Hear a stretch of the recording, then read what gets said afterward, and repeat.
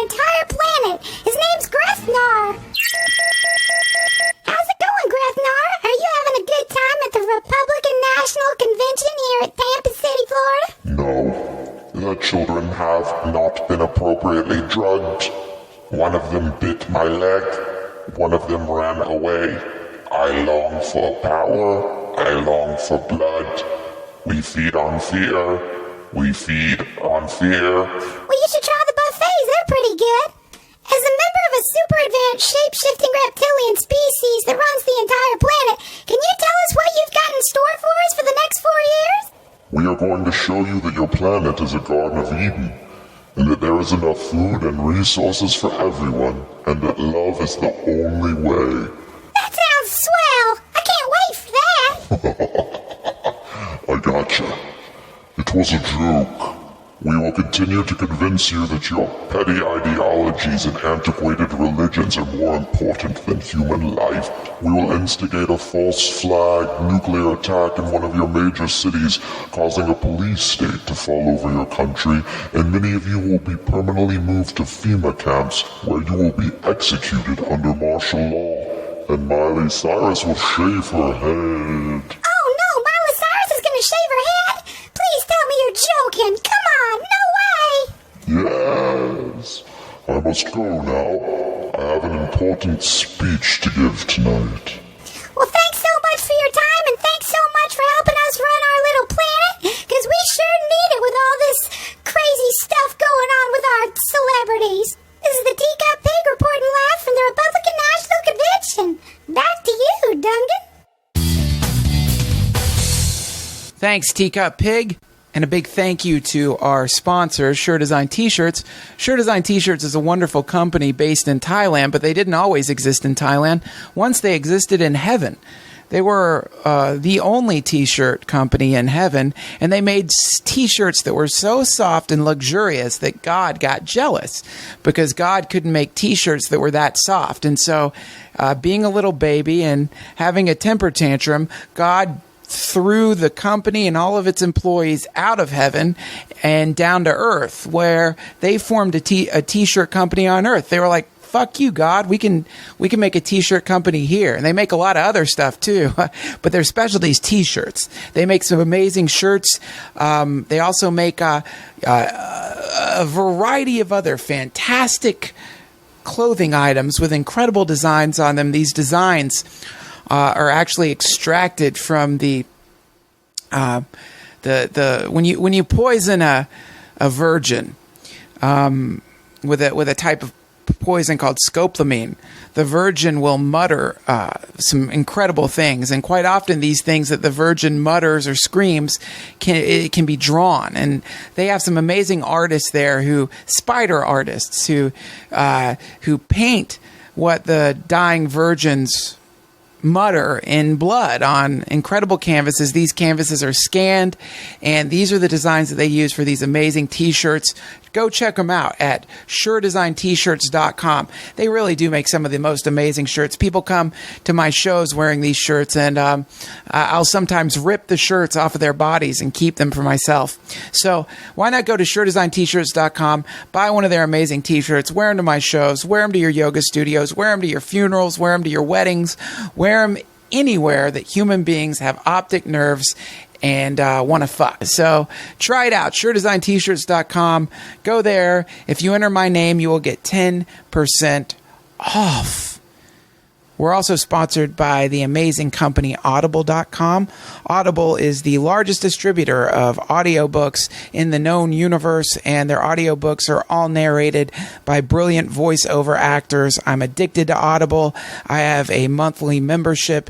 They give me credits every month to download free audiobooks, but I can't even keep up with the credits because the books last a long time, and I only listen to the books when I'm on the treadmill. So finishing a book takes about 2 years for me because I only run for 10 minutes at a time on a treadmill, because that's where I'm at in my life right now. But I might make it 20 or even 30 minutes soon. Regardless, go there, go to audible.com. They have a variety of amazing books.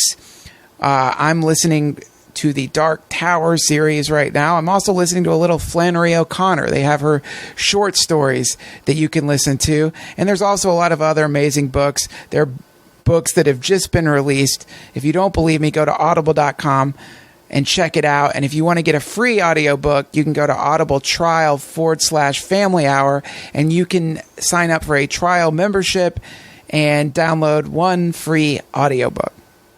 You can cancel the membership if you're not interested in more audiobooks, but you'll get addicted like I am, and you won't want to cancel it. And if you do, no skin off my back. Go ahead and do it, you jerk. Also, I want to thank everybody who has donated to the Duncan Trussell Family Hour, either through blasting green energy through the PayPal account located at duncantrussell.com, or by sending me awesome books and gifts to the P.O. Box, or by joining the forum and joining the book club, or by buying one of our amazing posters or T-shirts that are available at the Duncan Trussell Family Hour shop. Go check it out. There's still some T-shirts left. We're actually selling out of a bunch of shirts. We're about to put in a new order for shirts, and we're about to get a new batch of posters in the shop. We just had an amazing poster contest, and a bunch of amazing artists submitted some great designs. We picked 3.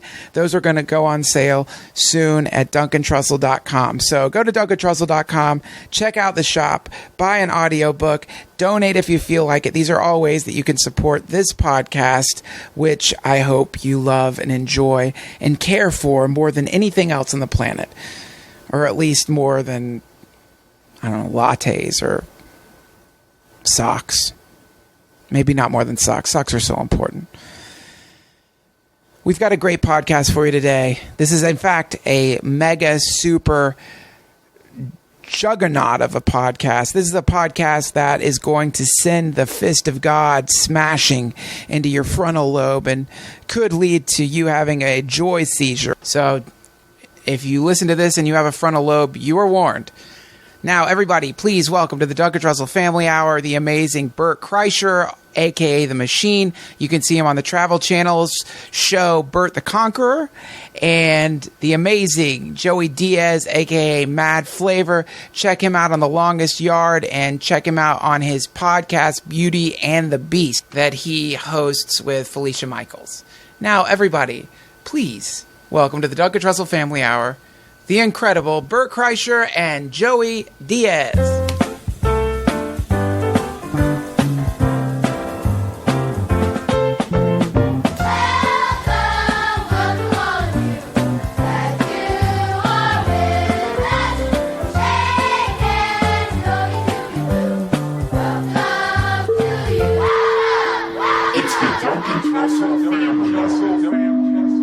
We are here with Bert Kreischer and Joey Coco Diaz. Hello. Hello. Hello. I forget which one you did where you forgot to hit record for the first 30 minutes. And then you continue. But he goes, sorry about that, people. We didn't hit record. But then they started their conversation from where they left off. That was Honey Honey. Yeah. And I was like, what the fuck? That was fucking Honey Honey. I was too taken with them. I couldn't concentrate. I fucked up the thing. It's hard, man. Because, sometimes you get stoned when you do these things, and you don't. There's aspects of that cause technical difficulties. I never think of, like, I was saying, I don't know, Joe, we don't have to talk about this if you don't want to, but Joey was telling me when we were having coffee, he was telling me horror stories of smoking too much weed or eating too much weed. Yeah, it's sometimes an edible will get you, man. You don't even know it. You don't even see it fucking coming sometimes, so you got to be really careful. I love when I have an accident. You know what I'm saying? Like, sometimes you ever go to do a bong, you got to go to a meeting, and you're like, you know what, man, I got to get on the 405. Let me just do a bong hit. And you do one, but it's big, and you don't kill the whole thing, and then you light it again, and all of a sudden you get in the car, and at the first light you realize, I'm fucking stoned, dog. I got a little bit too fucking high, and I got to sit on the 405. I might as well cancel this fucking meeting. Sometimes I go to church on Sundays, I get fucking wrecked. And I go in at 7:30 Mass, fucking stoned. And when you walk in from outside, you walk into the heat, and you see a crucifix and Jesus getting beat up. It's just too much. You're like, this is just too much. I overdid it. I did a bong hit too much. He was telling I like that you call it having an accident. That's what it is, an accident by mistake. I got high by mistake. Nobody ever did that shit. You know, yes. sometimes you get high, but sometimes you get stoned by mistake. The difference between being high and a little bit stoned, sometimes you get fucking stoned and you don't realize it till you're sitting and your body goes away from you, like your mind, all of a sudden you focus back and you're like, oh fuck, this might be a problem. This might be a problem. I gotta talk to people. It started with maybe the funniest story I've ever heard is Yoshi eating 7 slices of Joey's banana bread and not knowing there was marijuana in them. Till afterward. See, I like doing that to people. Like Yoshi. When Yoshi, after he ate like 4 or 5 of them, and he says to me, how strong is it, Joey? What am I going to say? This is the shit Kennedy ate? No, I'm going to say no. It's okay. You know, I don't want to scare. It's like when the doctor told me the needle's going to hurt. It goes into your psyche. Yeah. So I just try to take the pain from him by saying, you know, Duncan knows. I'll give you some strong shit. I gave Duncan bread strips one time. Almost put me in the hospital. And told him to take fucking 2 of them. You know, I'm one of those guys. No, you're one of those guys where I take your dose and I cut it into fourths. Yeah. The trick doesn't work anymore. Whatever he says is you take a fourth of that, or you're fucked. No matter what the thing is. Yeah. Ari Shafir gave me a breast strip one time. I was talking about having anxiety flying, and Ari goes, "Just here, take this." And he gives me a breast strip, and he goes, "Next time you fly, take this." And I was like, "What is it?" And he goes, "It's marijuana." And I'm like, first of all, I can't have that. I can't have that. I can't have anything edible. I can't have marijuana in my house, but I definitely can't have anything edible in my house because of my kids. Right. Like, God forbid my kid go, I fucking love banana bread. And it's a breast strip, and you put it in your wallet. Yeah. No, but I was like, I'm not fucking. I can't even take it because if I can't imagine the anxiety I'd have getting on a fucking plane that high. I'd fucking lose my mind. You just fall asleep.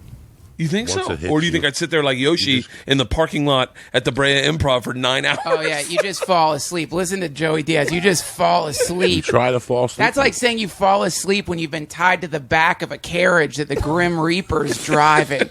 Oh, just fall asleep when you're getting dragged through a graveyard of memories by the Grim Reaper on a fucking plane.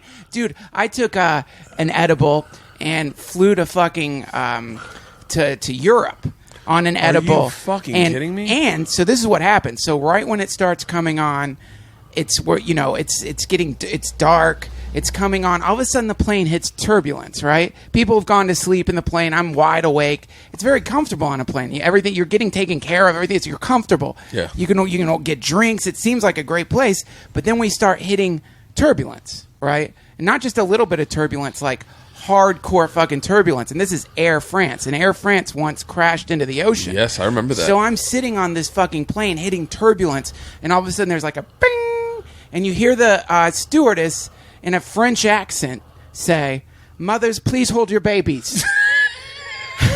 That's where the translation's lost.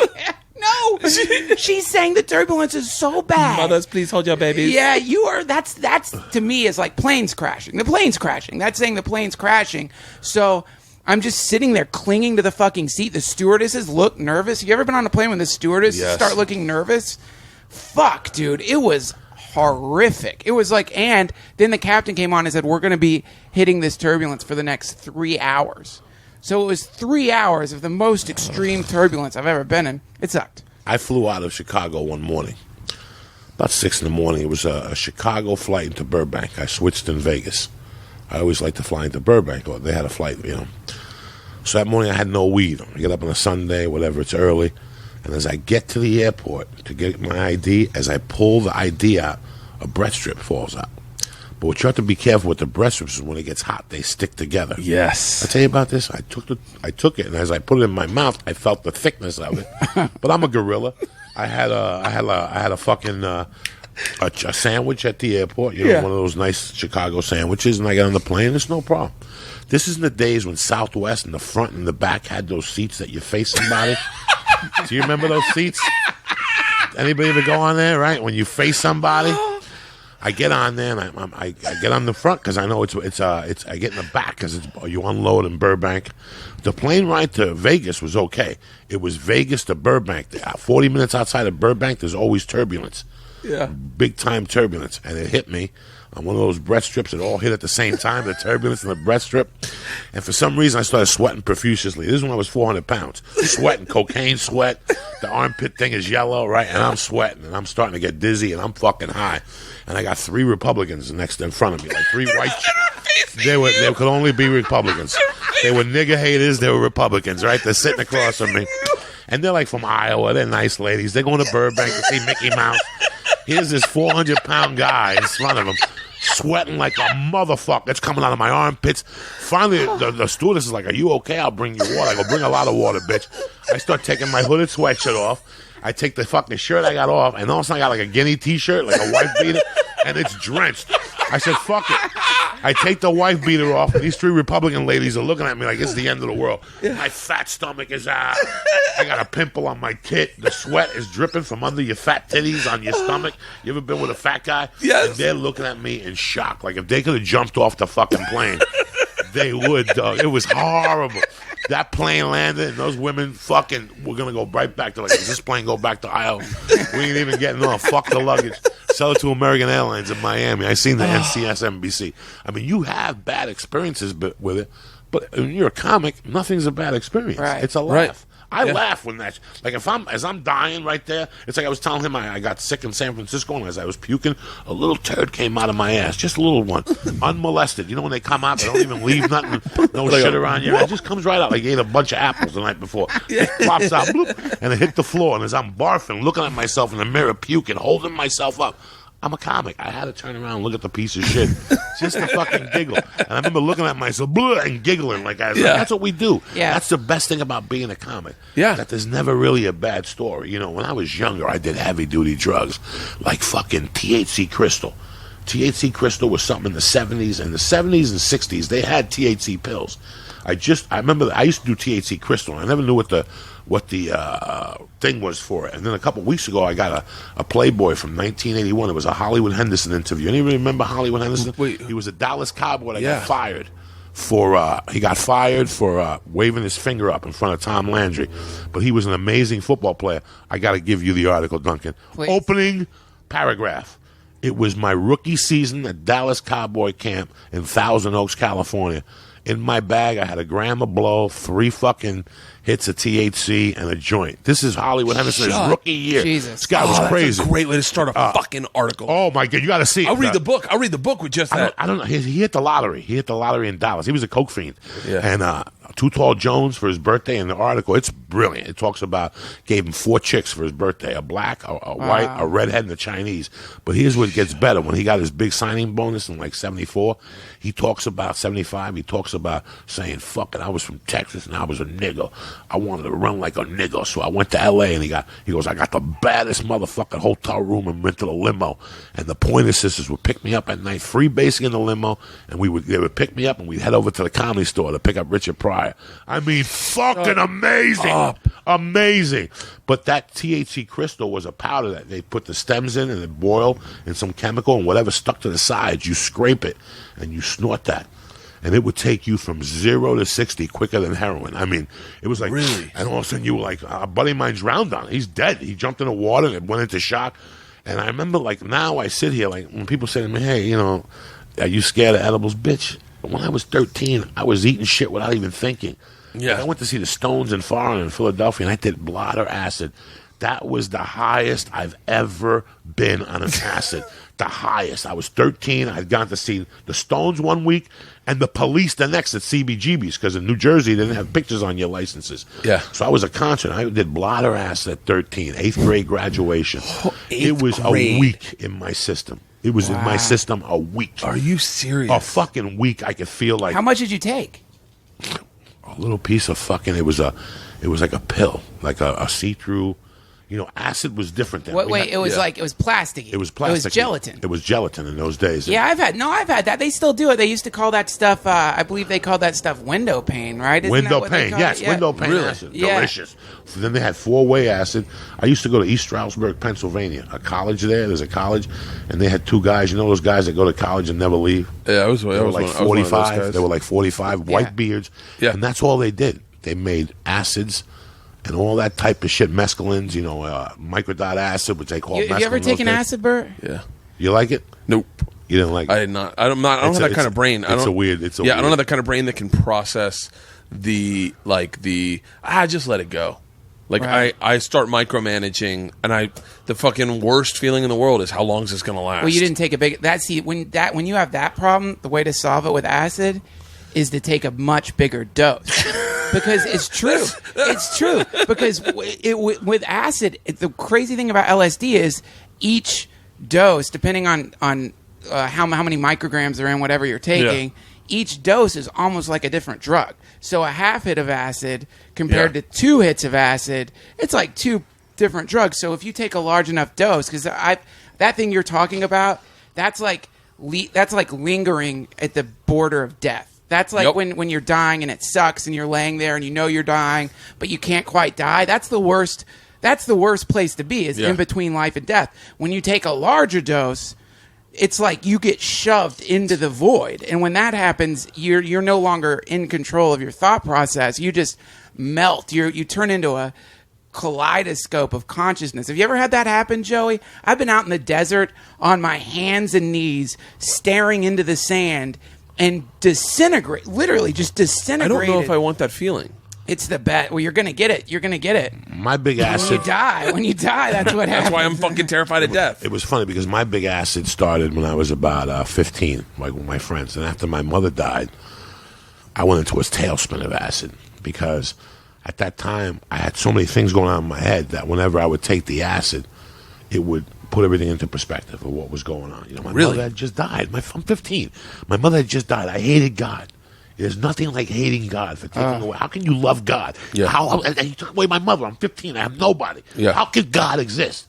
So at this time, I was going through all this stuff. So I would go home at night. I mean, this is some sad stuff. I would go home. I lived with this family. They were like my family were Italians, but they'd go to bed at 11:30. I had no curfew. I come in whenever I wanted. Sophomore, junior in high school. Holy and whenever I had too much stuff on my mind, I would take a hit of acid, get a couple Michelobes, smoke a joint, and I would go home and listen to like Master Reality by Black Sabbath or fucking Sabotage, which is about women. It's about him getting rid of women. Every album had a different theme. And I would live through that album and just, it was like a bag. You ever see Man on Fire? Yeah. Denzel, when he drinks, he'd go through all those emotions. He would cry and wave a gun around. Yeah. That's what I would go through. It's like a phobia you go through on that acid. It would take me in, but the next morning, it'd clear everything. Right. Like, I'm the type of person that will tell you that I truly believe if somebody's got a lot of problems, give him a hit of acid, leave him by himself for a while. And he'll put everything into perspective. And I'd cry about my mother. Then I'd laugh about the times we had. It was like a 6-hour period. I'd take a shower and go to high school. Holy shit. And I did this for, I can't lie to you guys. I did this. I had such an addiction to acid that I had to deal it. I would go down and buy 100 hits for $90 and sell them for $3 a piece. I'd sell 100 hits every 2 days. Really? Girls play hooky. They'd buy 25 hits. I was making a living off acid speed. Black Beauties, I would buy 1,000 for $45 and sell them for $1 a piece. That's how I put myself through high school. I had no parents. I had no Social Security. They wouldn't give me Social Security because my mother had a fucking alias. That dumb fuck. So I couldn't get Social Security, so I had to figure out a way. But it's very interesting how people talk about acid. I'm telling you right now, at that time, and Duncan will attest for this. Duncan didn't know me, but he knows what I'm talking about. At that time, if I wouldn't have had the acid, I would have shot somebody. I would have taken a gun and shot a bunch of people. Right. And shot myself. Yeah, because it slowed things down. It let me put everything into perspective. Why are you mad at God? Why are you mad at your mother? She left me. Yeah. What the fuck? As you're dying, you can't say, what the fuck, cocksucker? I'll never suck a cock again. Keep me here with my son. The crazy thing about acid, somebody was just telling me about this.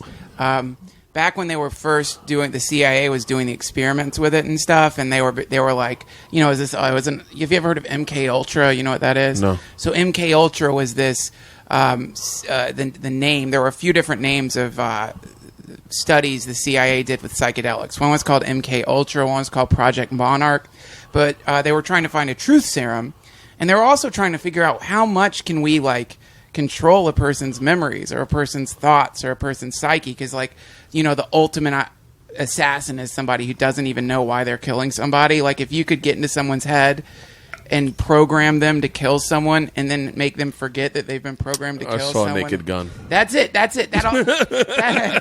Naked Gun is based on fucking MK Ultra. Are you serious? Yes, in Project Monarch. It's based on that. What's that? Hold on. Oh, thanks. But yeah, anyway, they were doing all these fucked up experiments with psychedelics, basically, and a lot of them that were doing the experiments were also taking LSD because they didn't know what it was. They thought it was fun. It's a great drug. But the LSD, after they started taking the LSD, they stopped wanting to do the experiments because it was teaching them about, what it is to be a human, and it gives you this crazy empathy and stuff. And so the cool thing about acid, what's really interesting about it, and maybe why they call it acid, is it disintegrates whatever power structure that it gets into. So it's like acid dealers, people who start dealing acid, sometimes they'll just start giving it away because you go from wanting to make money to wanting to wake people up. Yeah. And it's a very anti-capitalist drug. It doesn't work for capitalism because when you start taking it and you start considering the notion of like, man, wait a minute.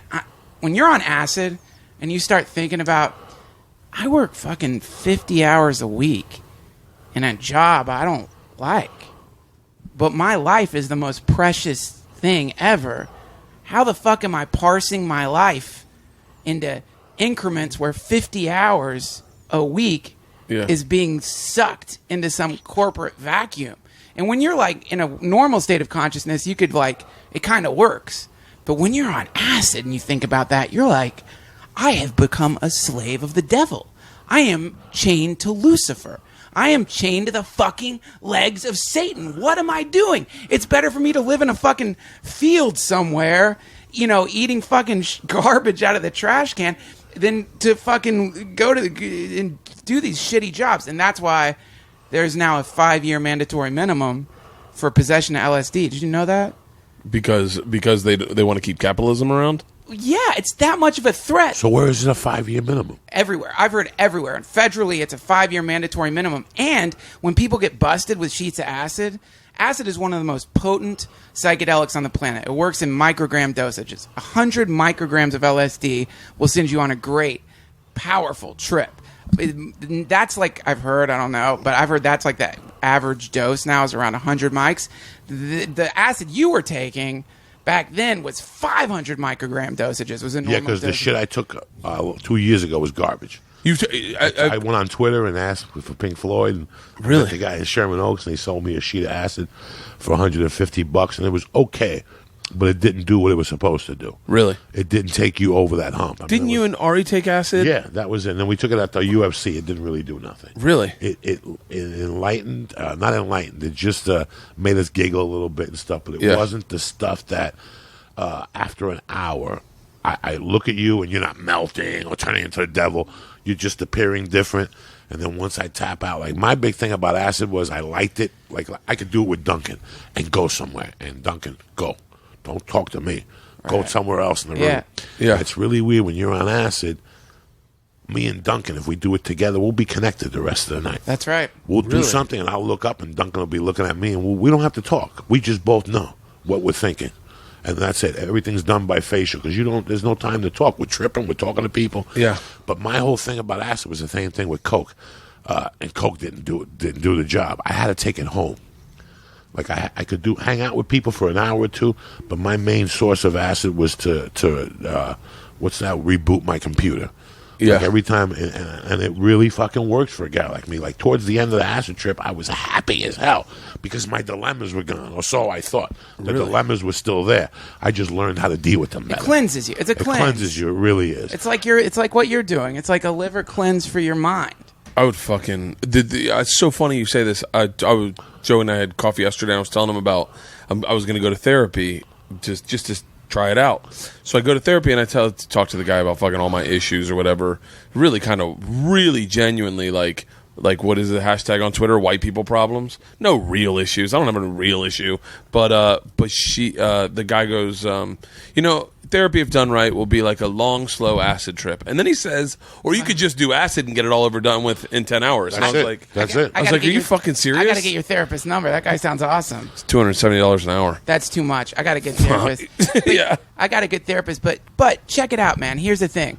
The thing you just said about white people problems, Yeah. it doesn't fucking matter, man. Like, that's what people do is they're like, I'm not in a fucking coal mine in Ethiopia. Yeah. I'm not in a... I'm not in a blood diamond mine. I'm not in a blood diamond mine. I didn't lose my arm to savages that rolled through my fucking village and raped my sister and my mother and cut their lips off and I look at the fucking world and I go, I don't have any fucking problems. Yeah, but the thing is, man, it doesn't matter. Like, it's time has shown that it really, like, there's people who work in a fucking blood diamond mine and are, I don't know, but theoretically pretty fucking happy. And you know what I mean? There's people who live in a fucking penthouse and are miserable. These little fucking, the things, they are real problems is what I'm saying. Whatever it is, because it represents in your mind a form of, your neurons have grown in a certain way, creating a negative loop. It's like having your home wired the wrong way. Your brain changes shape, right? You know about that? No.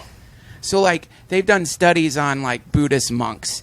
And they found that your brain, the neurological makeup of your brain, actually, the structure of your brain actually shifts according to, like, how much you meditate. And even what type of meditation you do, your brain is plastic. So what happens to people is, according to like when you were younger, your brain kind of grows into the, like how tomatoes grow, where you like put those fucking things down and the tomatoes grow around those things. Yeah. Well, that structure is your family, and your neurons kind of form around that structure, and that formation is your perception of the world, or what Robert Anton Wilson calls your reality tunnel.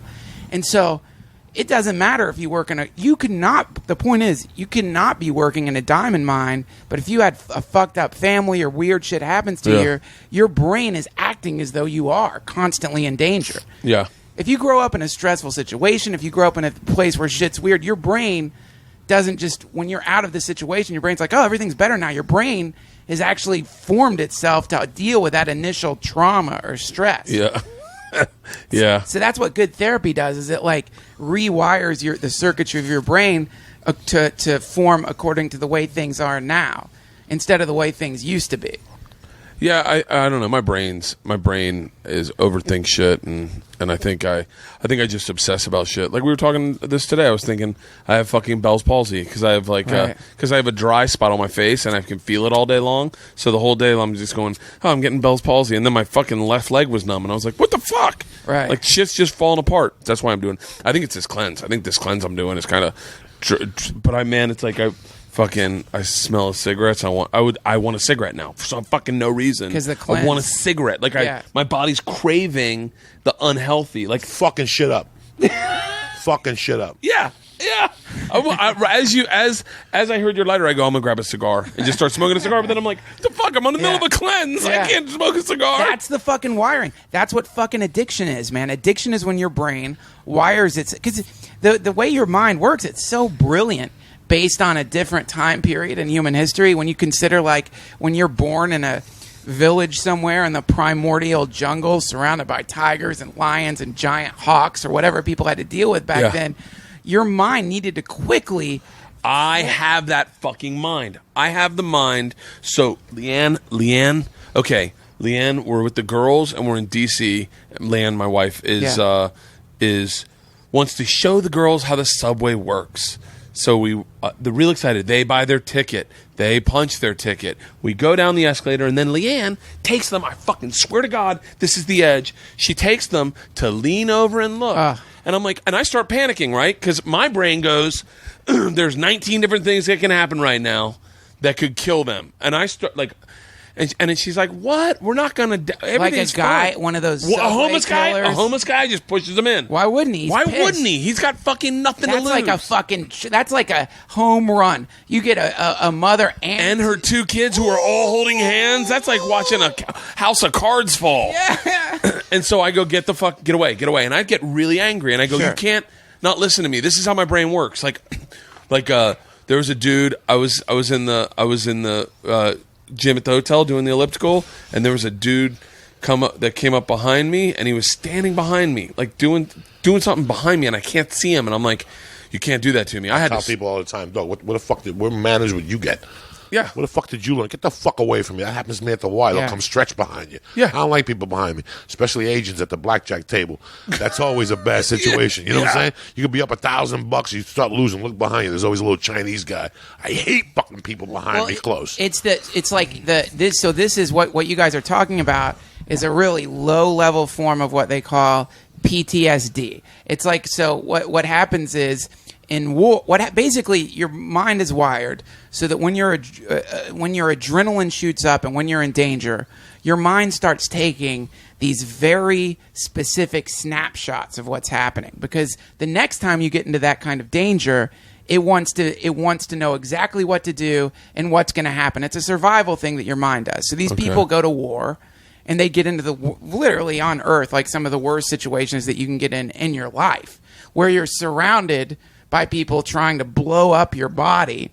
And so your adrenaline goes through the roof, and your mind starts getting imprinted by this. In the same way, like if I shine a bright light into your eyes, it's like the event is getting burnt into your fucking brain, and it's just there forever. So they leave the war, and now they've got this mental sunspot stuck in their head of that time they were surrounded by Taliban trying to fucking kill them, and every day they feel like that. It just comes up at random in smaller stressful situations. So little thing will happen. The walking, I fucking wish I could credit this person, but someone who's in Iraq for a while, it might have been my cousin, said they had a really hard time walking through the parking lot at the grocery store.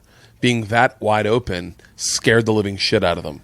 Yeah. And they were like, I don't know. I understand that I'm in wherever I'm in, Philadelphia, but just walking through, like parking at one end and just walking through a parking lot, you just start going. I'm very vulnerable. I don't have like, right. I was in the movie theater. This is after the Colorado thing, and dude behind me is going through his bag, just going through his bag, and I'm like, yeah. Can't focus. It's fucking horrid. Yeah, and I'm just start, and I'm like, but it is before the movie started, just going through his bag, and I'm like, I start thinking of crazy shit like he's got, and then I hear like something pouring, and it's supposed to going. He brought a cocktail and he's making himself a cocktail. That's probably what will happen. I have no fucking idea. I never saw. I start thinking he's got lighter fluid and he's going to light me on fire. Like that's where my brain goes, and then I'm fucking panicked. You know who had that bad is who we were in Scotland together. Patrice O'Neill. He was like, man, whatever he called it, he could fucking see danger from 3 blocks away. He thought he had spider sense. Yeah, was that it? Yeah, well, no, I mean that's what Spider-Man had. Well, I'm going to tell you something, guys. Did you ever suffer a death when you were younger or something traumatizing? I did. I had something fair. I had a couple things fairly traumatizing when I was young, but no death. It's really weird because I'm a positive person for the most part. But I also know how fast life could change. I'm like you. If I walk in, I see Duncan looking off a building. I'm like, hey, fucko, get away from the fucking building. Come on. And you'll go, Joey, but you're my brother. Get the fuck away from the building because I know how fast things could change. Yep. When you know how fast, there's a tape on YouTube about me calling Duncan and busting his balls about Satan people. Because I used to hang out with Satan. I know how fast things could happen. I know that I could just come over here and go, hey, Bert, let's take a ride to Maria ST. And as I make a left turn, some guy cuts me off and I take a gun out. And there you are in the fucking car. Yeah. And it just happens like this. Yeah. I know life. So I'm the same way. Like, I know where you live. There's nights I'll get off the Laurel and I'll drive past here just to make sure your house isn't on fire. Just to make sure. I do that with Felicia. I do that with anybody who lives in my area. Here's the thing, man. Here's the problem with that, Joey. This is where that is a... Oh, yeah. No. There's a good and a bad to it. Well, no, because when shit really changes, when things really change, you never knew. The thing that gets you, 9 times out of 10, you never knew it was coming. You never knew it was coming. And so you can't, this is the infuriating thing, and this is the thing we all try to do, is we try to prepare for this thing, but it always tricks us. It always comes from the place we didn't know. And that's why the idea is, that's where the big challenge is to just fucking let go. Because if you add up all the stress. Think about it. Think of your entire life. add up all the stress that you've endured for trying to prepare for this inevitable thing that never comes, it's almost as bad as getting in a traumatic accident. No, but I don't look at it like that. It's not a negative. Look, right now we're sitting here. Yeah. Let's pretend you had a year and a half old daughter or a boy. Yeah. And your boy came in here. Right now, as soon as he walk in, I go, Bert, the table. See Yep. that fucking table with that edge? That's what I'm worried about. And not because I'm negative, because I know that this motherfucker could trip on a cord. Yep. We're over here getting high. Next thing you know, I'm in an emergency room with a year-old fucking kid because of the table. You know why? Because it happened to me. All these fucking scars under me, and the tub, the table. I'm one of those guys. And I know how fast I was going to buy blow, and I ended up kidnapping a guy with a machine gun. I know how fast life could fucking fly. And people don't know. People don't know when they're young how fast your life could change, man. I've been in cars with people that were going, hey, we're going to do something, and next thing you know, they're running out with a gun and going, get the fucking car running. You're like, what the fuck did I just do? I used to rob gas stations. I would never tell the getaway driver I was robbing a gas station. Really? I'll go, Bert, what are you doing tomorrow? Nothing. 9 o'clock, pick me up. Let me buy you breakfast. On the way to breakfast, I go rob the station and tell you to park down the corner. This Duncan owes me $200, that cocksucker. I was going to rob the gas station or burglarize a drug dealer's house. And I come back, get in the car with you, and all of a sudden the car, and you go, what's going on? I just robbed this fucking cocksucker that beat me out of a gram of blow 2 weeks ago. And you're like, Joey, next time tell me. If I would have told you would have never showed. No, yeah, you're right. You're totally right. That's so fucking, that's so funny. That concept that you said about one minute I'm getting a gram of blow, next thing I have a machine gun and I'm kidnapping somebody. I do think things go that quick. Yeah, My friend went to Joey, get a blowjob one night in the city by himself. Went to get a pack of Coke, straight guy. Stockbroker, went to get a bag of blow. He did it 20 times. He's done it 1,000 times. Yeah. Said for some reason there was a hooker on the corner. And he goes, I might as well get my dick sucked. Went to get his dick sucked and he got held up. Came back with no blow. They took his license. He had been there 50 times. And he told me, he goes, I knew it going in. Yeah. But that's how fast things could happen. Yeah, especially if you're fucking robbing stores and have a machine gun and are going to hookers. No, this kid was this. It's not like these things are coming out of the fucking woods to Things suck can your happen dick and rob anytime. you. You could go get a joint. You go to fucking 7-Eleven. And 3 guys walk. I mean, there's so many things that could happen. I know they could happen. So I look for that shit. Watch for that shit. I watch for that shit. Now, I constantly have an eye Last open. night I was telling the story that my dad was a big-time bookie, Juan Tuero. I did testicle testament last night about Juan. This guy that was a shooter, crazy, but he loved me. He was my stepdad. And before we'd go to his bookmaking office, he'd always take a ride around the block. He'd hide his guns down the corner. He was a fucking 24/7 criminal. Yeah. And one day I went to karate. I was a karate geek, and I went downtown where he used to play cards. And as I was getting out of karate, I seen 3 cop cars with this uniform and a detective. 6 o'clock at night. And I get home, and I go, where you going tonight? He goes, I'm going to play cards. And I go, I wouldn't go down there if I was you tonight. He's like, what are you talking about? I go, I seen some cops. He goes, there's always cops down there. I go, nah, they were talking weird. He fucking, as he was getting dressed, he left. He came back 10 minutes later with a Cuban sandwich. He goes, I'm going to take your advice. The next morning, he wakes me up. He's like, look at the fucking paper. You saved my life. The card game got busted. And some guy had coke and a gun. All those guys got arrested. Thank you. It's your eyes. I look for everything. I've been on the road with Ari, and I go, Ari, look, that's a drug deal on the corner. How did you see that? I just saw it. I know the body. I can tell stuff people doing. The body stuff. movement. Yeah, the 2 dudes were walking down the street in I think Beverly Glen Canyon. We had to go to a kids party. They're walking down the street, and I see them walking down the street, and I just watch them look at me, and I go, no one looks at me that way if they're not doing some shit. Right. I pull around the corner, come back, and I see them looking in cars to steal a fucking stereo, and I fucking go into the party, call the cops. Fucking bam! Alarm goes off. Woo woo woo! Wow. Yeah, but what you said is accurate. I fucking lose so much energy. Absolutely. No, this is the fucking, what you're talking about is like the dilemma of the postmodern man. Like T.S. Eliot. What the fuck? It's the love song of J. Alfred Prufrock is this famous postmodern existentialist poem about this kind of eternal, weird, endless anxiety and suffering that modern people go to. Yeah. And there's one of the lines in it is, I will show you fear and a handful of dust. And it's like the idea of like we're all haunted. Our minds are like haunted houses filled with the ghosts of things that have happened to us in the past that keep emerging into the present, whispering horror into our ears, so that even though we're in this kind of like amazing paradise of life, we always have a low level or high level of anxiety that's haunting us. And that's one of the big challenges is fucking doing the pull-up where you get over it, because you can prepare for danger without being terrified. And the great warlords, Sun Tzu, the great the great masters of fighting, the great martial artists, Bruce Lee, they're not afraid. They're fucking prepared. And they know that anxiety and fear... It fuels that. That's why we're Jiu-Jitsu 2012. It fuels that. But I'm going to tell you something. I'm going to tell you what the worst thing a man could do. What's that? Think. Yeah, I agree with that. Every time I think, it's a bad situation for me. Yep. Yes. Every time I think, it's a bad situation. How do you get your brain to stop thinking? I would like to be able to shut my brain off at night. When I wake up at 3 in the morning. I'll tell you something. It's impossible. It's who we are. It's what we do. We learn how to shut it down longer. We get sharper about it. Yeah. You never learn to shut it down completely. You just learn how to shut it down for moments and times so it doesn't affect you and what you're doing in your daily routines. But I love fear. Fear, if you go on stage, the 30 seconds before you go on stage, if something doesn't happen to you, you got to get out of this. Yeah. Because it's not affecting you. It's got to affect you. I love that danger.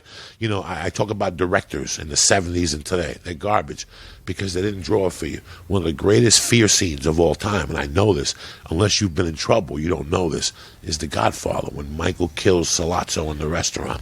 What happens before he goes out there? He thinks, and you hear the train. Yeah. You hear the train going, ee. I know from experience, when you're going to do something bad, you lose your hearing. I know for a fact. Wow. When I say to you, sit right here, we're going to go fuck Duncan up. Really? And I know I got to go in there, and Duncan's wife is in there, and we're going to fuck this motherfucker up. I know that every time I did something bad, you lose your hearing because your senses. You get spidey senses. Yeah. You're focusing on what's going on. Yeah. That fear, like whenever I would go, all right, sit right here, Bert, I'm going to go into the back window if you see a cop. So I'm walking to that back window to kick that motherfucker in. I go deaf. I hear that fear. That's you. That's why people get caught when they do shit, because there's so much going on. There's so much going on, and that fear, that deafness is an alert. It's fucking your body's in DEFCON 4. Yeah. Anything could happen now. Take that gun out. Your body's in DEFCON 4, and when you leave that situation, what happens to your body after that is amazing. You're everything. You just want to. I'm going to go to a pawn shop and get rid of the jewelry. Go. Call me in an hour. Yeah. It takes so much out of you. You don't see that unless you're going to do something bad. You don't hear that. You go deaf. You know what's crazy, Joey? You got to read. Have you read War by Sebastian Junger, the book about? No. Oh man, I'm going to buy. Oh wait, that's the guy that climbed Everest. Yeah, I know. I don't know if he climbed Everest. No, Sebastian, he did Into Thin Air. I don't know if that's... He did Call of the Wild. No shit, I didn't know that was the same guy. Not Call of the Wild. The one they made a movie about where the guy goes out into Alaska and no. Is it Into Thin Air? No, I can't. Into Thin Air is the book about Everest. Sebastian Junger was a journalist for Outside Magazine. He's amazing, and this book War is this. If you read it. No, I haven't, but now I'm going to. You got to read it because it's like it's not a moral. He didn't want to take a moral approach to like war's good, war's bad. He wanted to describe it perfectly. So it's just a description of what it's like to be in the middle of a firefight where you're about to die. And he has the best description of what happens to you when you're in that kind of stressful situation. And what you're talking about going deaf, the military knows that effect. They've studied it so perfectly because they want to understand every single level that happens when a soldier gets into a dangerous situation, because it gets higher than you're going deaf. It gets higher to the point where you'll freeze. Like once things get too intense, you'll almost go comatose. You'll pass out if things get too intense. And the military has to understand every single mode of that so that they can control it and modulate it and train their soldiers to not like fucking lose it in the middle of the most intense moment of their life. Like that's what boot camp, that's what fucking hardcore military training is all about. Dealing with the sound of the death train coming down the fucking track so that you can like keep your head in like a situation where you're probably going to die. It's fascinating, man. The human body is so fucking incredible. The mind is, it really is. And the more you learn about yourself it opens up so many doors. That's the whole thing. Listen, this whole life we lead is, we party, we want to be rich, but the whole end of the journey, when you're fucking leaving, ascending into wherever the fuck God takes us, you're thinking about what happened. You're thinking, what did I really get out of this fucking life, and what you learned. I love learning about myself. I want to go to Cuba with you. Absolutely. Let's we were talking about going down the Amazon one time, but I would love to take like a fucking adventure. Let's go to Cuba. I'd fucking go to Cuba in a heartbeat. I would too. Cuba would destroy my insides because it's who I am. And it's like fake going on Facebook for the first time. We should 100 of your high school friends. Let me tell you something. Sign up and you're like, what the fuck? It's too real. It's the worst. We should do a documentary with us all going to Cuba. Let's do it. I'm going to see my sister, who I have not seen since my mother died in I haven't seen my sister since 1966. She's in Cuba? Cuba. Blood sister. Father, mother, everything's the same. My mother kept traveling back and forth. So in 66, she's like, come. And she's like, well, I'm in high school. I'm in grammar school. Let me wait till I'm graduating. I'll go to high school in the United States. That day never came because they closed Cuba tight. And then my mother passed, That was one of the most prolific things he said.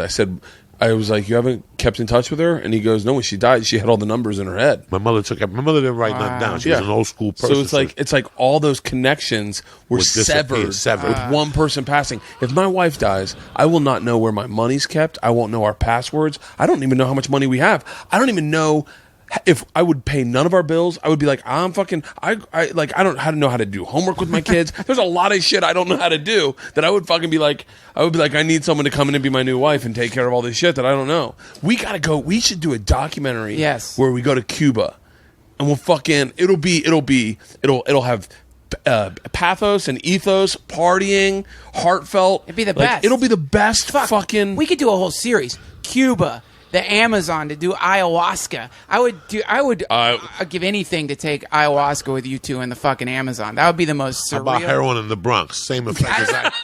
You know what I'm saying? Why go to ayahuasca? We go to the Bronx with 3 Puerto Ricans and a black dude and do a line of fucking... The log line of the movie is anything can change in a second. 1 minute you're getting some blow, next thing you know you got a machine gun and you're kidnapping some... Why I gotta take a passport to find myself? All you gotta do is go to the Bronx, get a $10 bag of heroin. We'll chop that motherfucker 3 ways and put on Led Zeppelin. The story remains the same. Joey, after that, come back to me 2 hours later and tell me about your life. Joey, I'm not going to be happy until there's a Joey Diaz ride at Universal City where you end up, it just starts off where you're going to 7-Eleven to get a Coke. And you rob a gas station.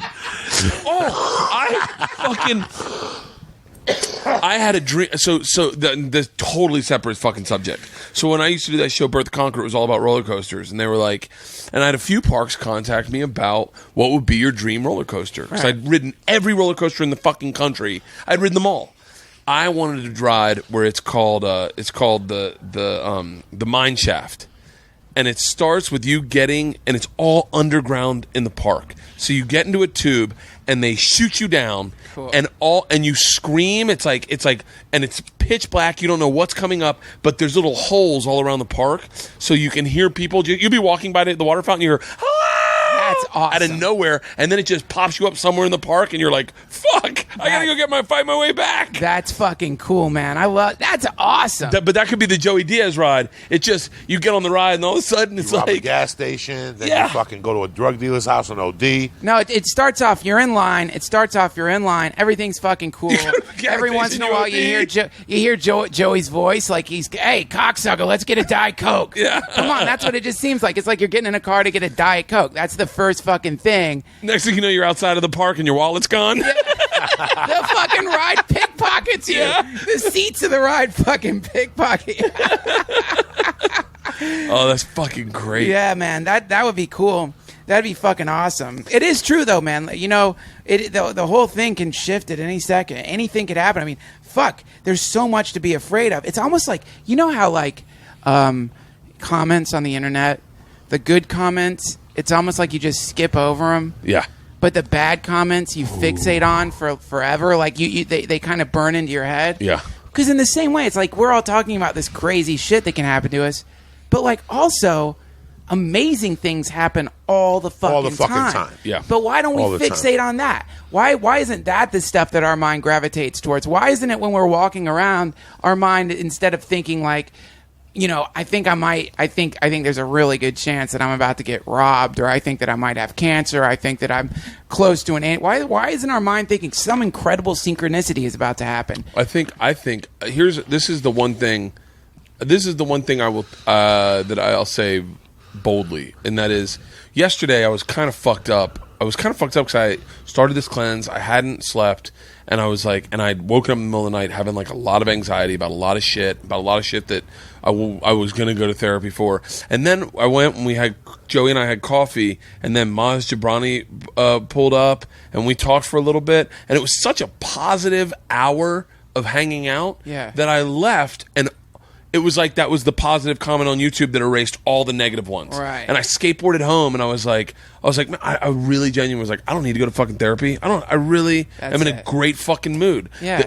I noticed that it's sunny now. I noticed that it's bright. I noticed that there's a wind. I was like, this is all. And then I was like, I'm carrying this forward. I'm going to pass this forward. I called Travel Channel, and I was like, you guys got to meet with Maz. He's going to be out there. And I tried to set up a meeting for him. And so, got the ball rolling on that. And I was like, I'm going to fucking move it forward. Yeah. Drink some water. That's it. Yeah. See, that's the fucking idea, man. Like, every time I go and have breakfast with you, Diaz, there have been times where I've, woken up with the fucking Satan tap dancing on my chest, where when we were going to breakfast, and then I hang out with you for an hour, and I leave, and it's like I'm cleansed. I feel better. Things are great. That's the deal. That's the... Guys, look, I could sit here and insult somebody. I hate insulting people. This is my opinion of therapy and what works, okay? I believe in therapy. I believe talking to somebody's great. I just don't want you opening up shit and getting my day off. My best therapists have been people that I am nothing like. Yeah. Okay? Yeah. We have nothing. I would never take you to rob a gas station. I would never, you know what I'm saying? Yeah. I would never involve you in some of my stupid... The best thing to have is friends. They're your best therapist. I'm telling you right now. Fuck yeah. I talk to people on the phone from Jersey that are fucking professional people. One has 2 chairs in the stock. We have nothing in common in our life. But whenever he's got a beef, and this guy's worth millions, he calls me. Whenever I got a beef, I call him, and it's just an hour conversation. And I hang up the phone. I'm having a hard time right now. I'm going to be 50. I got a girl coming. 50. Are you fucking kidding me? Are you fucking kidding me, guys? I'm not that. I wasn't raised in that family type thing. Yeah. My mother would give me a 20 and go cook dinner. Do what you need to do. There's a steak in there you can cook, or you go get a 20 for dinner. I got to go to the bar. I got to go close the bar, Yeah. So I never really learned. Every fucking 2 weeks, I had one yesterday with my wife. My wife said, just vent. Yeah. Because I thought about it. I think there ain't nothing to think about it. Get up, motherfucker, and go do what the fuck you got to do. What I try to tell Duncan is I'm not negative. We go for auditions. You go for an audition, you fucking kill it in the room, kill it. They want to suck your dick. You just go in there and kill them with words. They don't even let you read. Yeah. And you come home and in your heart, you're positive. I got this thing. Yeah. But, you know what? Fucking Big Pussy could call him and say he's available and I'm down the drain. That's how my life is. I always look at what is going to happen. Yeah. But I also know what could happen. And if you don't look at what could happen, then you're shooting yourself in the fucking leg.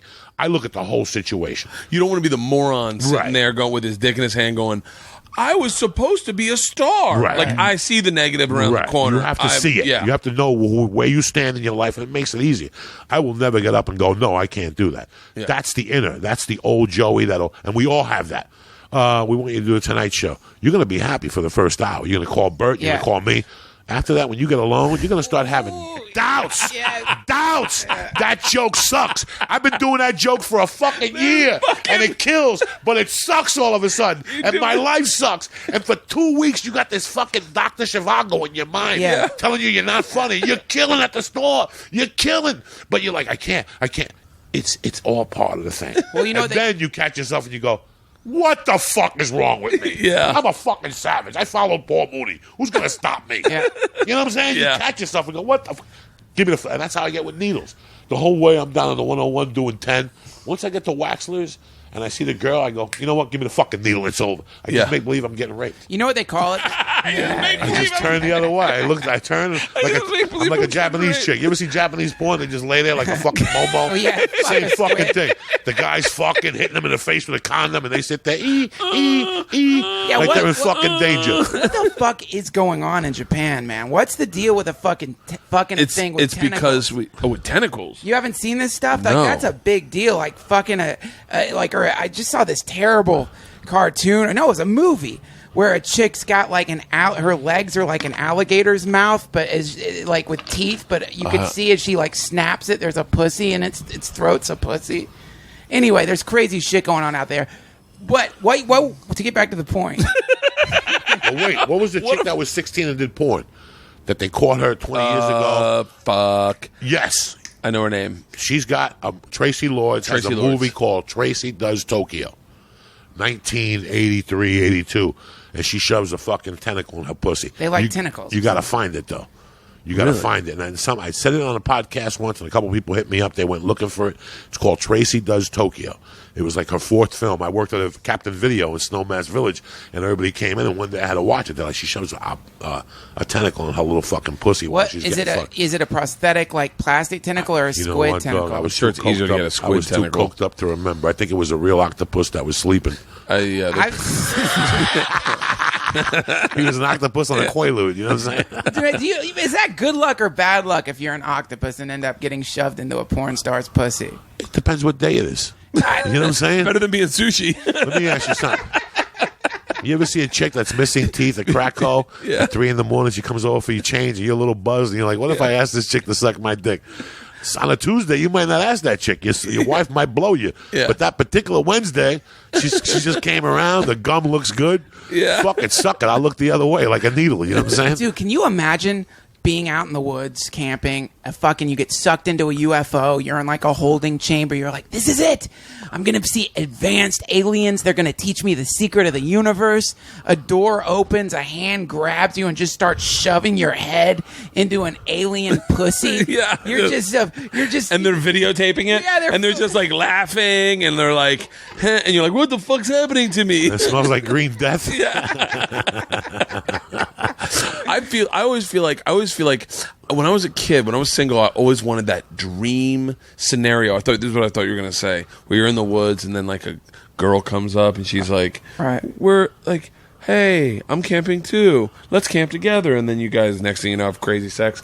Married, I've had more of those fucking serendipitous situations that I've had to say no to than I've ever had in my entire life. Like what? Like there was a girl the other night. I get done the show. The Thursday night, I'm working on not drinking as much on the road. So Thursday night, I get done the show, and I go, I'm going to fucking go to the gym, and I'm going to work out.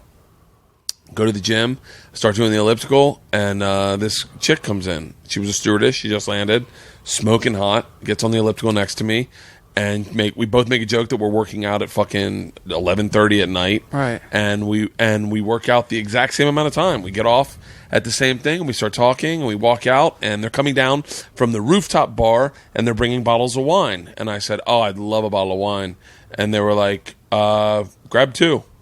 And I look at the girl, and she grabs one, and I grab one. Now, if I'm single, I go, let's go have a glass of wine. And she'd go, of course. We've just been making each other laugh. But I'm married, so I was like, beat it, bitch. I was like, I'm going to go in my room and fucking work on my Twitter. God, it was fucking perfect. And I was like, I've been having a lot of those where it's like, where like a girl is hitting on you and you see it happening and you're like, fuck, I got to pass that shit up. Rule number 1, and a lot of these fucking dummies don't know. In the 70s and 80s, they had all these publications, how to pick up women, how to do this, Spanish Fly, which I tried on my grandmother one time. I bought it, and I put it in a fucking thing, and nothing happened. So I knew fire. So this whole thing before Yoshi's Banana Bread went all the way back. I've been zapping people. I've been dosing bitches for years. One thing about picking up chicks, I used to tell you in magazines. You want to pick up chicks? Yes. Just put a wedding band on. I swear to I God. never understood how stupid men are. You put a wedding band on now, they have something to fight for. You ever try to hit a girl and she fights you? Well, I have a boyfriend at home. How fucking crazy do you go? You go fucking bananas because she just told you she can't have you. You can't have her. Listen, I was in the halfway house. I had a wedding band on because I was getting married that September. I was in the halfway house for 6 months leading up to that.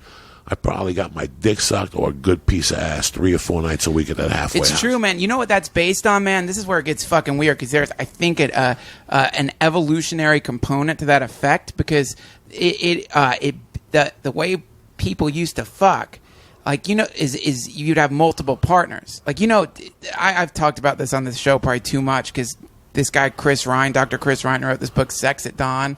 About how monogamy isn't like it's not in our genetics to be monogamous, but you know why a cock is shaped like a plunger? So it's like an arrow, right? So it sucks the cum out. Sucks the cum out. Yeah. Because the idea was what works best for humans is if a lot of people are fucking this coming inside the same girl, because theoretically the guy with the strongest, I guess, most powerful jizz is the one who's going to get her pregnant, and that's going to be the healthiest baby in the village. So if everybody in the village is fucking this girl, then it's going to be maybe theoretically the one thing's for certain: the guy with like bad jizz isn't going to get her pregnant. The guy who's got some problem with his semen, that's not the one who's going to impregnate her. It's going to be the healthiest guy theoretically, not all the time, of course. So in that way, competition, the thing that we view as a kind of annoyance or an irritation or something horrible, is an actual implicit part of our evolution, of us like getting to where we are right now, is all based on competition, which is why what you're saying makes a lot of fucking sense. Yeah. If you've got a wedding ring on, maybe it sends this signal. God. It's natural. It's a natural. It was something that I could not even control. Really? I couldn't even control it. There was 60 guys in this place and maybe 10 girls, and everybody's on a rotation. And there was a time we were all eating, and I was like, I fucked 6 of the 10 girls with this stupid wedding band. I would just say I'm engaged. Are you fucking kidding me? They go fucking bananas. They want to knock you off. They want to see if they can knock you off the fucking horse. It's amazing. So all these idiots, you know, it's amazing as you get older, you find out how to pick up pussy effortlessly. I go to Vegas with Joe and the guys, and every weekend I look at all these guys getting dressed up with their matching pockets on their pants and their tap-out shirt. Yeah. And they're walking around at night looking for pussy. Ah! Yeah. Ah! You in Vegas, you go to your room at 10 o'clock, and you go to bed on a Friday night. You wake up about 4:30, you smoke a joint, you wash yourself, you go downstairs to the cafeteria and wait for the fucking flies to come to the spider. They come in all fucked up. Every woman goes to Vegas to suck a cock. Nobody wants to come home without a prize. Why did I never? Nobody wants to come home without a prize. They come in at 4 o'clock and they sit by themselves and they'll talk to you and they'll ask you, do you have blow? Yeah. I have nothing. I got aspirins. But at 4 o'clock, a chick's not going to know the difference between Coke or an aspirin. They're dumb fucks. I would give, you know how many times I got my dick sucked giving a chick bare aspirin for my heart? That white shit. I go in the bathroom, crush it up with my fucking mouthwash or something, and come right out. Look at this cocaine I just got. I remember. And why did I never fucking think of that? The best hotel to do it at is the Kid Hotel, the Palms. Really? Oh, I've gotten my dick sucked every time at the Palms on Friday and Saturday. That's like the MTV hotel. Just go downstairs at 5 o'clock and go on a payphone. Make believe you're on a payphone. As they're walking by, they're looking at you. And you look fresh and clean. You're fresh and clean. Your game is fresh. Right. Yeah. Your game is on the money, and they come to you. Right. Hi, you know, we can get a beer in my room, bitch. Yeah. Really? Well, where's my girlfriend? She passed out. You might as well come on. And they're goners. Nobody wants to go to Vegas and not come home with a prize. God damn, that's a great. That's it. Why do you kill yourself going out with 6 gorillas? Ain't nobody going to pick up no pussy with 6 guys. Right. Yeah. And you ain't going to break up 6 girls. Why are you wasting your time getting a number? If I want a number, I'll go on fucking Skype or something like that. You know, I don't want no numbers. I want my dick sucked. I want quality. I ain't got time for fucking romance and Match.com and. What was that like back in the day? Like you used to roll around with Joe and Eddie Bravo and all those guys back when like everyone was single. That must have been a fucking. Listen, I'm no fucking Mel Gibson, but I always squeeze the blowjob out. Because they'd always come looking for Joe, and I tell them, Joe's not available. What can I do anything to meet Joe? You got to suck my dick. Tempe, I got so many dick sucks in Tempe for girls that wanted to meet Joe. It's pathetic. Are you I serious? just want to be on Fear Factor. Suck my dick. I'll get you an audition Tuesday. Joey, didn't you tell me a story once about how you got your dick sucked in a bathroom at a show? And then you got on stage. And the chick was making out with her boyfriend. Yeah. That happened all the time at the store. Shut up. It's disgusting. How long have you been doing comedy? 94. Really? Full time. Yeah, like really into Holy it. shit. 94. You know, but it's funny how your life, when you first start comedy, you fuck anything. Like when you're in comedy at first, that's part of it. You're like, dog, I didn't know about the bitches. Yeah. You know, you fuck everything. I used to do triple one-nighters. And the reason is now, Duncan's been hit on a lot. You've been hit on. Even me, as ugly as I am. Some girl came up to me at the Ice House last night and wouldn't leave. Really? Wouldn't fucking leave. Now it's like, we've done this already. We've been here. First of all, I would never take a woman back to my room. That's Michael Irvin type stupid shit. Yeah. Especially if you're married, a girlfriend. You don't ever take a woman into your room because you can't talk yourself out of it. Right. She was in your room, stupid. Yeah. Right. But we didn't do nothing. Are you fucking retarded? Listen, they suck your dick downstairs. Nobody goes to my room. Downstairs where? Anywhere. Under a fucking ladder. The best blowjob I ever got was in Knoxville, Tennessee, at the Comedy Catch years ago. Me and Vinny Capola on a Friday night. There was like 18 people in the audience. And I go out there, and there's this young girl, and the husband starts heckling me. Yeah. And he's telling me how it's her 21st. I didn't even tell you about this, Duncan. It's her 21st birthday, and she loves to fucking suck, and she's getting drunk. And we're just going back and forth because there wasn't enough people to do a show. Yeah. And she's telling me how the husband would take her to a card game and make her suck guys' dicks for $20 a piece, how they would come over for fights, and the guys would fuck her in the bedroom for like $50 while there was a fight on pay-per-view. He would bring her to his construction site, put a mattress in the back of the car, and people would fuck her at lunchtime. This girl was one of those girls that didn't know she was fucking Jenny McCarthy. Do you know those girls that you look at and you're like, this girl has no idea that if she just went to Starbucks on Sunset, she'd get a developmental deal. She has no idea. Right. And I'm watching this shit. So there was 2 shows on a Friday. After the first show, I go to the bathroom. I see her coming out. And she's like, oh, my God, I had a great time. I go, can I ask you a question? Are all those stories true? And she's like, yes, I love to fuck. And it's how we pay our bills. And I'm like, this is crazy. She goes, I give a great blowjob. I go, why don't you give me a blowjob? She goes, okay. She sucks my dick. Afterward, I go up to the, she sucks my dick. She goes back to the table with her boyfriend, her husband. I go upstairs, smoke a joint. I go back down when the show starts. When I get back down there, she's hammered. She's sitting at the table with her eye, and she sees me walking in. The feature goes up. I go up. 10 minutes into my act, this bitch yells out, I sucked the comedian's dick, and he came into my mouth, right? It's pandemonium in there. The husband gets up and he's like, you sucked her dick? You sucked his dick? What the fuck is wrong with you? And he's yelling at me on stage going, you owe me $40. You owe me $40. And then this guy, I'm calling the police. Call the police. I want my $40. I mean, this went on for 35 fucking minutes, so it's $40. I ended up giving the bitch nothing. You know me. I'll get out of there scot-free. I gave the bitch an aspirin to go. What is that? Is that considered shoplifting, what you did? What, shoplifting? That's considered getting a blowjob, and fuck it.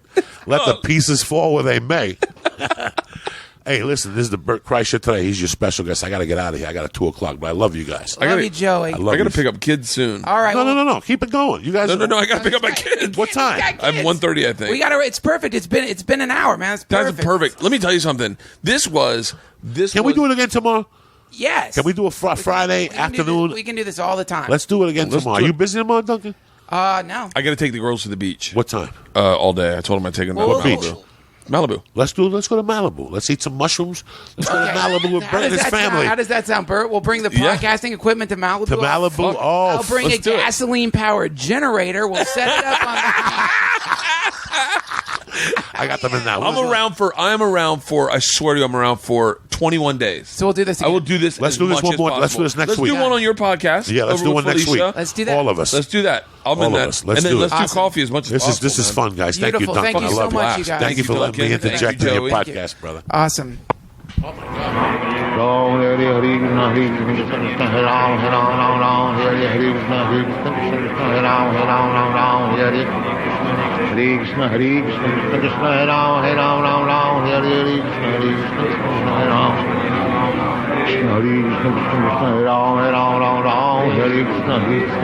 Ram, Hare Ram, Ram Ram, Hare Krishna. Krishna Hare Krishna, Krishna Krishna, Hare Ram, Hare Ram, Ram Ram, Hare Krishna, Hare Ram, Hare Ram, Ram Ram, Hare Krishna. Ram Ram, Hare Krishna, Hare Krishna, Krishna Hare Ram, Hare Ram, Ram Ram, Hare Krishna, Hare Ram, Ram Ram, Hare Krishna, Hare Krishna, Krishna Krishna, Hare Ram, Hare Ram, Ram Ram, Hare Krishna, Hare Krishna, Hare Ram, Hare Ram, Ram Ram, Hare Hare Krishna, Hare Krishna, Krishna Krishna, Hare Ram, Hare Krishna, Hare Krishna, Hare Ram, Hare Ram. Hare Ram, Hare Krishna, Hare Krishna, Hare Ram, Hare